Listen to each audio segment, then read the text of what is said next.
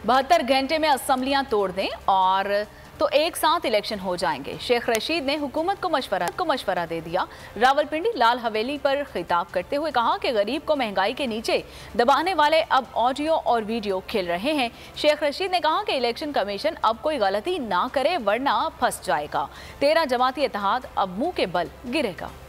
अगर आप ब्लैक इकट्ठे करना चाहते हैं तो 72 घंटों में कौमी असम्बली तोड़ दें। तोड़ें कौमी असम्बली को, 72 घंटों में कौमी असम्बली तोड़ दें, इकट्ठे करा लें। गरीब को इन्होंने तबाह कर दिया है, मार दिया है और ये ऑडियो वीडियो खेल रहे हैं। इनके नजदीक शायद ऑडियो वीडियो के वोटिंग है, ऑडियो वीडियो की वोटिंग नहीं है। आप जलील होने जा रहे हैं। आपके डिब्बों में से वोट नहीं निकलेंगे, कुछ और निकलेगा। मैं खास तौर पर इलेक्शन कमिश्नर साहब को कहना चाहता हूं कि गलती ना करना, फंस जाएंगे आप। इंशाअल्लाह ताला आप देखेंगे ये अब 13 जमाती मुंह के बल गिरेंगे। उफ क्या जुल्म है। बोल एक दफा फिर साजिशी अनासिर के निशाने पर। को चेयरमैन बोल शुएब शेख को फ्री ट्रायल का मौका नहीं दिया जा रहा। तफ्तीशी ऑफिसर जो मुदई भी है अपना बयान रिकॉर्ड करवा चुका है कि कभी कोई जुर्म हुआ ही नहीं।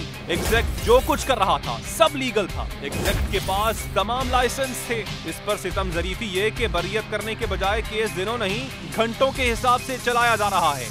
फ्री ट्रायल की धज्जियां उड़ा दी गयी। आईन में मौजूद इनफरादी हुकूक को पामाल किया जा रहा है। मुतल्लिका जज के खिलाफ दरखास्त दायर कर दी गई है। बोल के खिलाफ इंतकामी कार्रवाइयां जोरों पर हैं। बोल का अदलिया की इज्जत के लिए खड़े रहने का अज़्म। बोल का अदलिया को सलाम। सब्सक्राइब करें और बेल दबाएं ताकि कोई खबर रह न जाए।